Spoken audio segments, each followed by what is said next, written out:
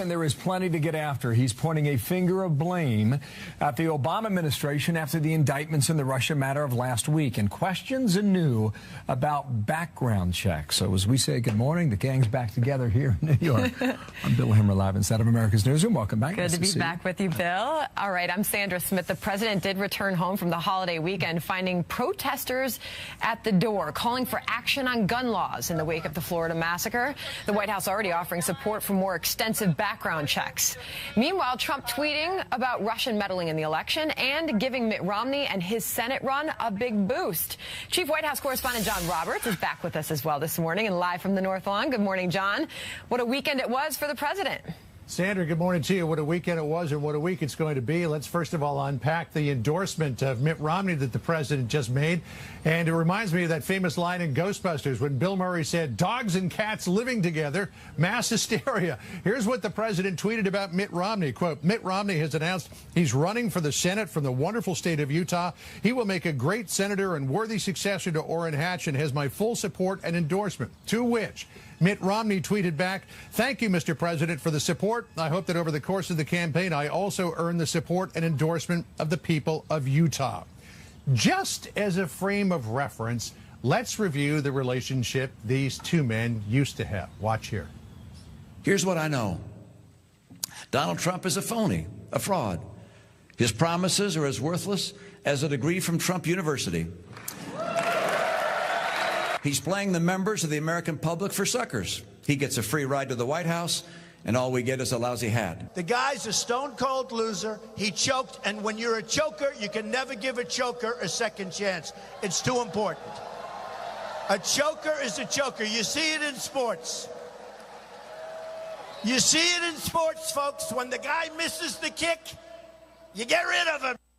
When the guy misses the kick, you get rid of him or you endorse him for the Senate in Utah. The president also, with his sights on the indictments announced against 13 Russians for interfering in the 2016 election, taking aim at President Obama and the Democrats, tweeting at length this morning about it. Quote, "There is no serious person out there who would suggest somehow that you could even rig America's elections. There's no evidence that that has happened in the past or that it will happen this time. And so I'd invite Mr. Trump to stop whining and make the case to get votes."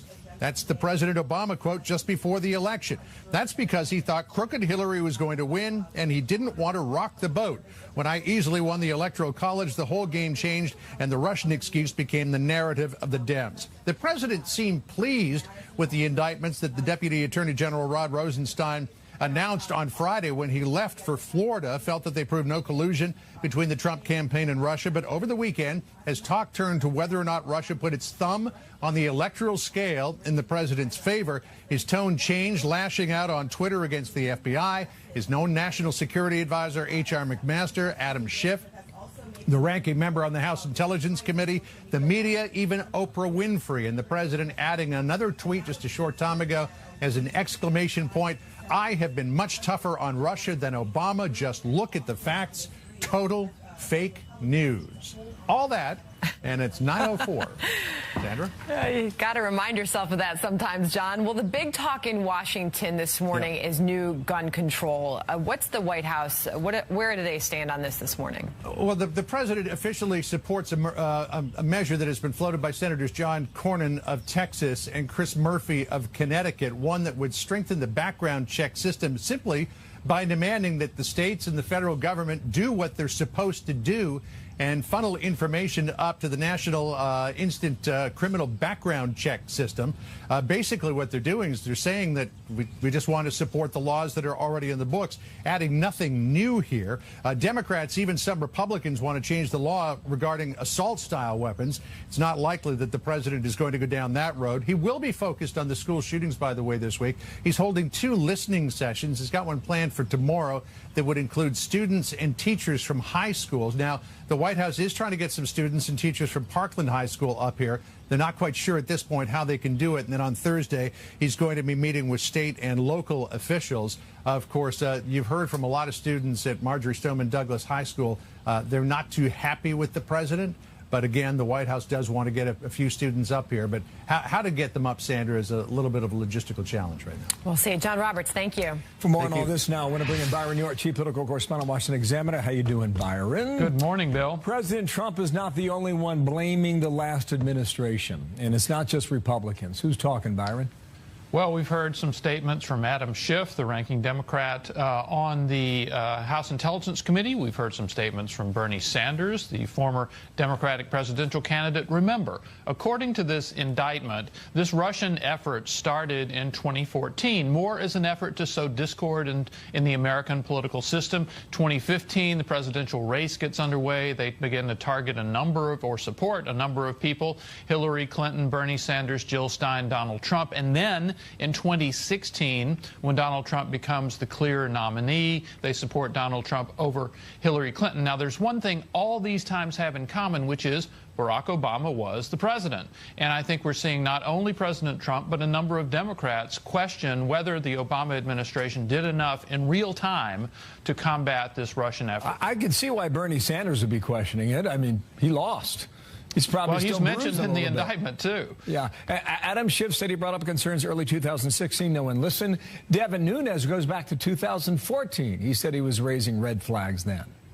Yes, well, that's a little bit different in the sense that a number of lawmakers have said that they've been complaining about Russian intelligence operations for a long time, well before 2014, that the Russians have always tried to, and before that the Soviet Union had disinformation campaigns, have tried to mess with the American political system in various ways. But as far as this particular effort is concerned, remember we've heard Adam Schiff say that he and Dianne Feinstein, who was the ranking Democrat on the Senate Intelligence Committee at the time, were saying, listen, we need to do something about this. On October 7th in 2016, in other words, about a month before the election, the intelligence community released a statement saying that they thought Russia was behind the DNC hack. So this was something that was talked about. The question is, what did the Obama administration do behind the scenes in the world of intelligence to fight this? Yeah, and we don't have that answer just yet. Obama told Putin to cut it out, apparently, 2 months before the election. Democrats consistently come back to this question. They don't believe President Trump is being tough on Russia. They don't believe he's responding appropriately. What is their measure of discontent on that reaction? Well, this is a huge question that's really beginning to bubble up now. We saw it at the questioning of a number of intelligence chiefs the other day when Senator Reid, the Democrat, asked them all, has President Trump specifically assigned you, tasked you with stopping interference now? Because obviously Russians, we believe, will try to influence the 2018 election just like they tried to do in 2016. And the Intelligence Committee, intelligence chiefs couldn't say much. They said that the president had not specifically directed this, but it became clear that they're doing a lot of stuff. And I think it's probably true that the American intelligence community is doing more now to combat these Russian efforts, since we know about them, than they were doing in 2016. Thank you, Byron. Byron York, Thank a you, little bit Bill. of analysis there in D.C. We will talk directly with the White House next hour. White House Principal Press Secretary Raj Shah is our guest live. We'll talk about the gun violence issue, the Russian meddling, and a lot more coming up at 10:30 a.m. Eastern Time. See how much you missed? All of this as the White House gets back to work, and so do we. Yes, we do. All right, well, Florida students are taking their protests over gun violence to the state capitol today. They're boarding buses for Tallahassee this morning, immediately after a funeral for one of their classmates. Meantime, the suspect in last week's massacre, Nicholas Cruz, making his first court appearance yesterday afternoon. Steve Harrigan is in Parkland, Florida for us this morning. Steve, good morning. Sandra, more than 100 students who survived the attack here last week are going to board charter buses and make that 400-mile drive to Tallahassee. They're going to meet with state legislators. There's also have a gun control rally in the Capitol as well. That trip has been planned for some time, as we've seen these anti-gun rallies spread from this city across the state. They're going to push for a comprehensive ban on assault rifles. It's not clear whether the conservative legislator could bite for that, but some conservative lawmakers have already said they are open to some changes, including most likely raising the age to buy rifles in Florida from 18 to 21, Sandra. And Steve, we're learning more about the suspected killer as well. Nicholas Cruz, 19 years old, charged with 17 counts of first-degree murder. He was in court yesterday, didn't say anything, but his medical records have been released. Some of those records deeply disturbing. A visit by a state social worker in 2016 said Cruz was at low risk of causing harm to himself or others. Yet some details from that visit disturbing. Mr. Cruz had cuts on both arms. Mr. Cruz said he wanted to buy a gun. It was unknown what Mr. Cruz wanted to buy that gun for. As far as the school here goes, it's likely to reopen on Friday for teachers. As far as students go, they are scheduled to come back for classes on Tuesday. Sandra, back to you. Steve Harrigan, thank you. 10 minutes past the hour. President Trump saying he's been tougher on Russia than President Obama ever was. Well, does he need to do more? We'll debate that coming up momentarily here. Plus, what a difference a coast can make. Record cold on one side of the country, record highs on the other. What's going on out there with this crazy weather? Also from overseas, South Korea now addressing military drills with the United States that will take place after the Olympics. Will they happen? And what about that summit with the North? All that coming up. That kind of a threat to the American people by a regime like this is not acceptable. And the president's meeting his responsibilities as commander-in-chief of asking our military and Secretary Mattis at the Defense Department to ensure we are prepared for anything.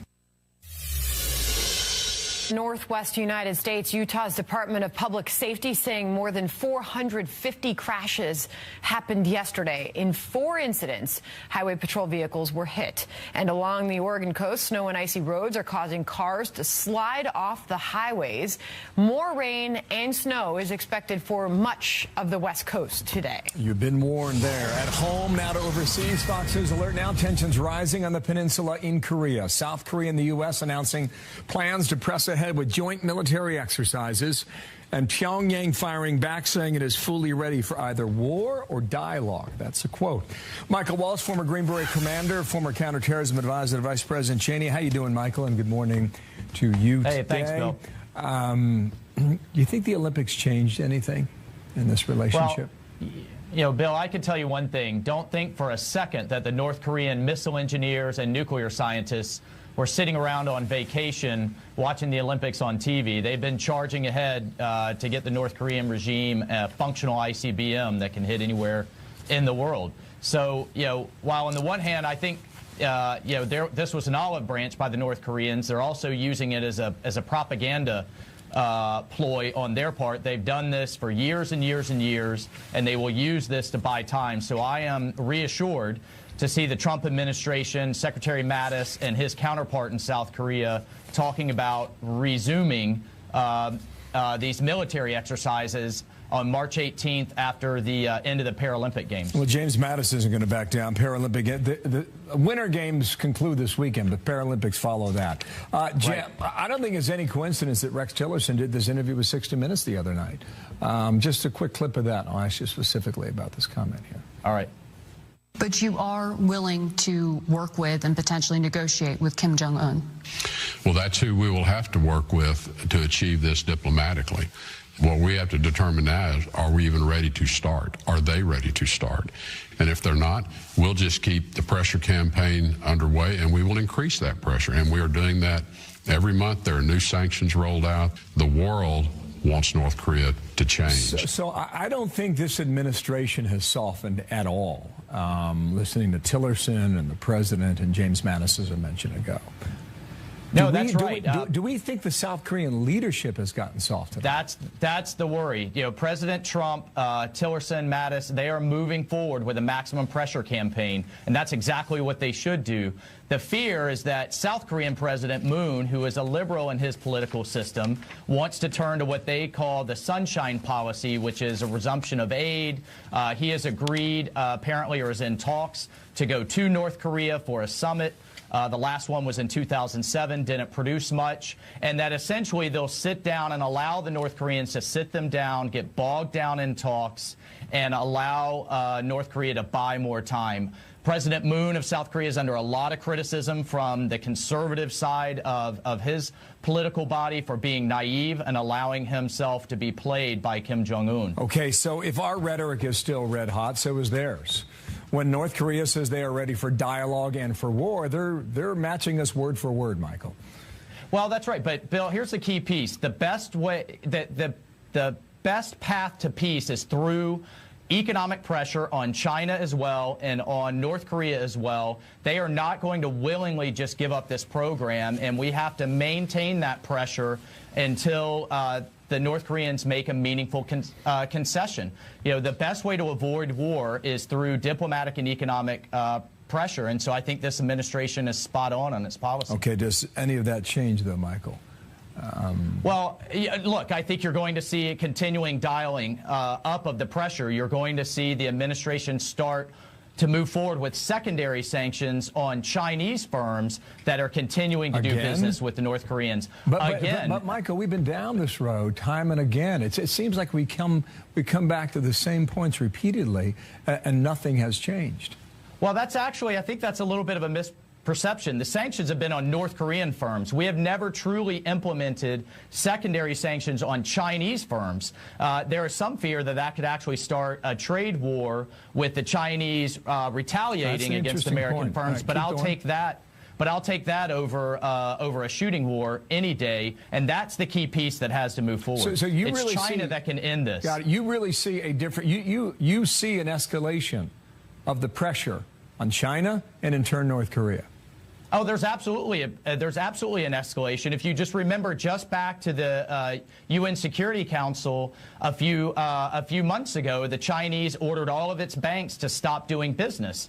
You also had Kim Jong-un in his New Year's Day speech announce to his people that they're under the maximum amount of pressure that they've ever been under. The North Koreans are feeling the heat here, but that's exactly when they start to extend the olive branch to try to get the South Koreans to sit down and relieve that pressure, and that's where Mattis Tillerson and President Trump have to keep their foot on the gas. That's really here. good analysis, Michael Waltz. Thank you for being here today. Appreciate that. Out of Florida today in Jacksonville. Thank you, Michael.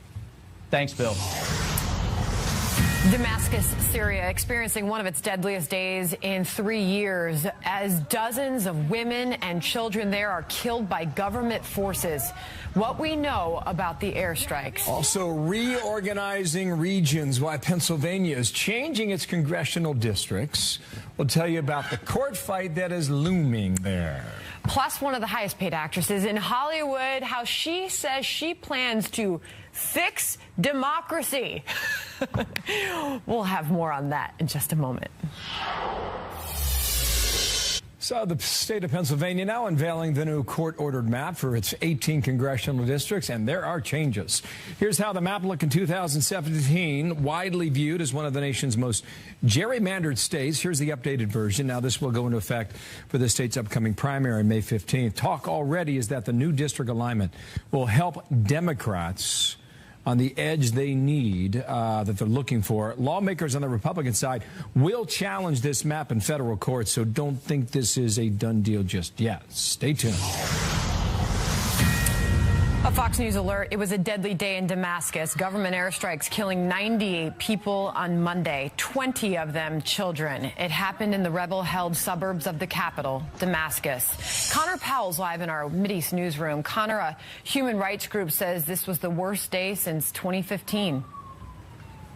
Yes, Sandra, absolutely brutal pictures and reports coming out of Syria the last couple days. I'll warn our viewers, some of the pictures that are about to pop up on your screen are extremely disturbing. The Assad regime, backed by Russia, has just unloaded on the main rebel-held area outside of Damascus. Eastern Ghouta, as the area is known, has faced an intense bombing campaign for weeks now. Hundreds have been killed, but the Assad regime has intensified the shelling in recent days, and at least 98 people, including dozens of children and women, have been killed, adding to the awful situation for the some 400,000 Syrians living there.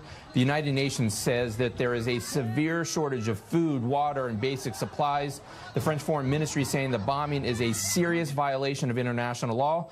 But like Sandra, we've seen the last few years, there is a real disagreement about what to do. The Assad regime is backed by Iran and Russia.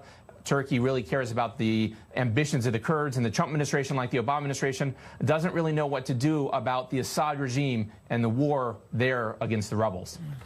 Connor Powell in Jerusalem for us. Thank you. Well, 26 minutes past the hour now. The gun debate heating up on Capitol Hill. As you can expect, Democrats calling out Republicans the following way. Watch here. There have been efforts, but let's be blunt.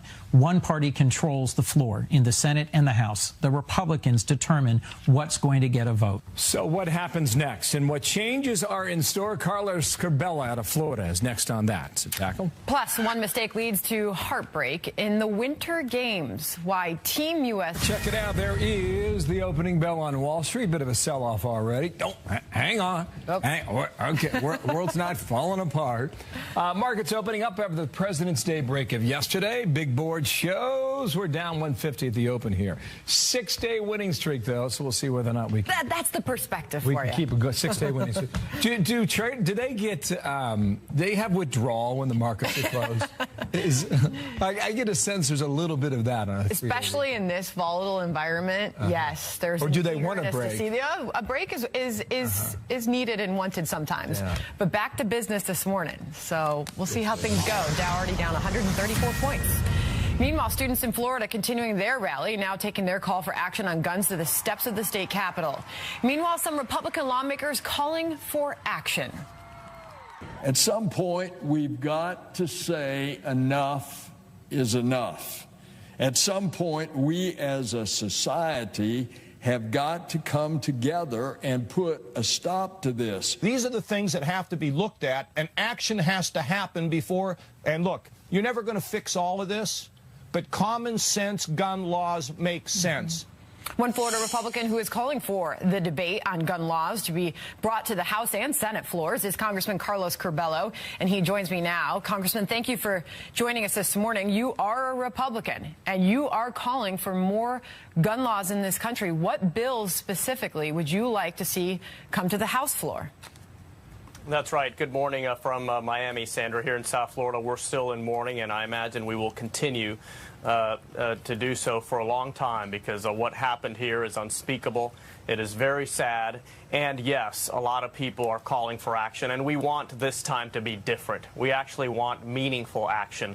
Look, I'm a strong supporter of the Second Amendment. I think that we need to strengthen Second Amendment rights for responsible gun owners, but we clearly have to do more to make sure guns stay out of the hands of those who want to harm innocent people. So there's some very obvious steps that we can take. I'm supporting universal background check legislation to make sure every gun transfer is run through the NICS, the background check system. We simply cannot take risks anymore given the consequences that we've seen.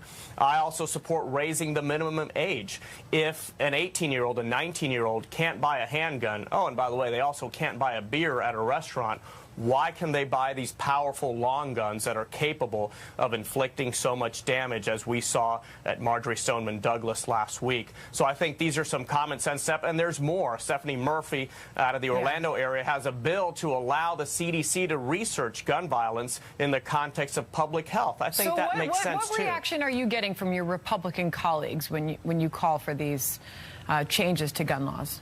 There's a growing interest. A lot of Republicans are saying yes. Some of these changes are really common sense. They're not going to limit gun rights for responsible gun owners, and there's an appetite to really work together and get something done. I'll tell you, a lot of Republicans are frustrated because after the Las Vegas shooting, there was broad consensus and support in Washington, D.C., bipartisan to ban bump stocks. I filed that legislation. Everyone thought it was a good idea, and then nothing happened. Right, and in recent days, we've heard Trey Gowdy say he would be willing to support that, and he was reluctant to talk about any changes following the shooting in Las Vegas, and so we've seen him sort of change his tune on that. Let me tell you what the thinking is of American people, according to the latest ABC Washington Post poll. Specifically, first off, not a surprise, 77% say Congress is not doing enough to prevent these mass shootings, and 62% say the same of President Trump. But here's what's intriguing. 77% said that they think more effective mental health screening and treatment could have prevented the shooting. So for those who say changes to gun laws will not stop someone who just wants to inflict harm on others, they'll find some other way to do that. How are you and how are members of Congress addressing this concern that's clearly one of the American people, mental health? Well, the American people are right. We have to take a holistic approach to this gun violence issue, and the guns aren't the only problem. They're just one of the elements of this challenge that we're facing as a society, and we do have to invest more in mental health. We have to strengthen the NICS, the background check system, so that those who do have mental health disorders are accurately reported to the NICS system and can't gain access to these types of weapons. We also should invest more, and my colleague from Florida, Ted Deutsch, has a bill to invest more in school security, federal grant program to help schools harden their structures and make it more difficult for would-be killers to hurt our children. So this is not only about guns, but we cannot ignore the gun issue. And by the way, none of these solutions will 100% guarantee that these tragedies are prevented in the future, but it may prevent some, and it could mitigate others. And if we can save lives,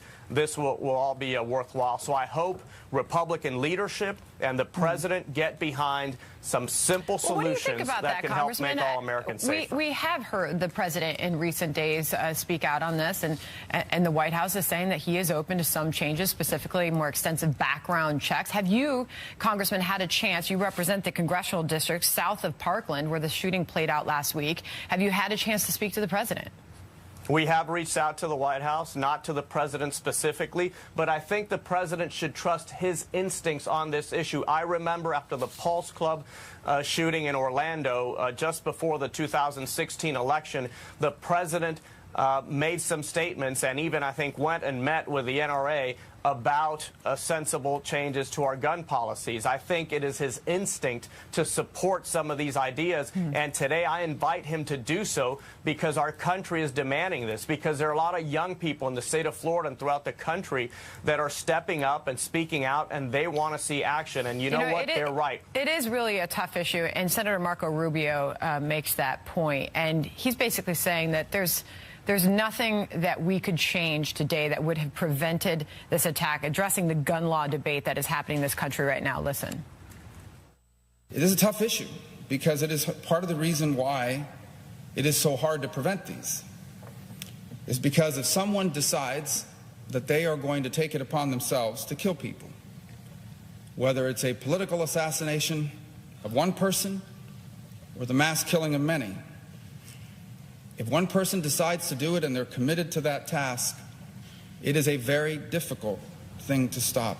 So, Congressman, what do you say to your Republican colleague in the Senate there, Marco Rubio?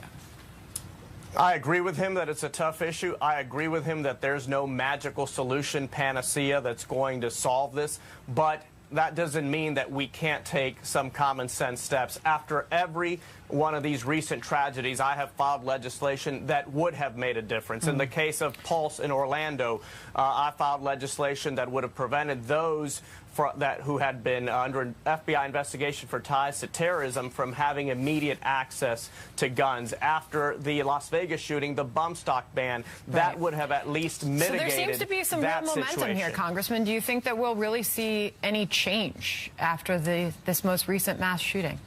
I think we will see some action. I had the chance to speak over the last few days with Speaker Ryan, with our Majority Whip, Steve Scalise, and I think that they understand that the American people and a lot of Republicans and obviously Democrats in Congress aren't willing to accept that this is the new normal, that every couple months we're going to wake up to news about a bunch of children being slaughtered at a school. So we need to take some action. We need to continue upholding the Second Amendment, protecting those who are doing the right thing by our gun laws, but inaction is just not an option this time. Congressman Carlos Curbelo, I know your community and the communities just north of you are still reeling this morning. We thank you for coming on and sharing your views on all of this. Thank you. Thank you. Got an update now. Breaking news from Washington now. Robert Mueller's special counsel office moments ago announcing new charges against a man accused of lying to investigators in the Russia matter. Alex Vander Swan is his name, charged in federal court for lying about interactions with former Trump aide Rick Gates. Department of Justice, remember, announcing last Friday 13 Russians indicted for their involvement, as well as 3 Russian businesses. And Catherine Herridge is working the story. We'll talk to her about what we are learning coming coming up in a matter of moments from Washington, D.C. Watch. I don't know. It was more Olympics than I had seen recently. Beautiful stuff, really. Really good stuff. Some good action. The U.S. women play Canada for the gold medal in hockey. It's coming up in about 24 hours from now. So, USA, bring it home. All right. That's what we do. Yes. Meanwhile, President Trump going on Twitter questioning actions of the Obama administration. While I respect the motive in terms of the Obama administration, they didn't want to be seen as meddling. The American people had a right to know what was going on. Why he believes President Obama should have acted on intelligence about Russian meddling. We shall debate that. Also, a bride nearly missing her own reception. You will never guess the reason why. Unbelievable. Call the fire department, Sandra. Gosh.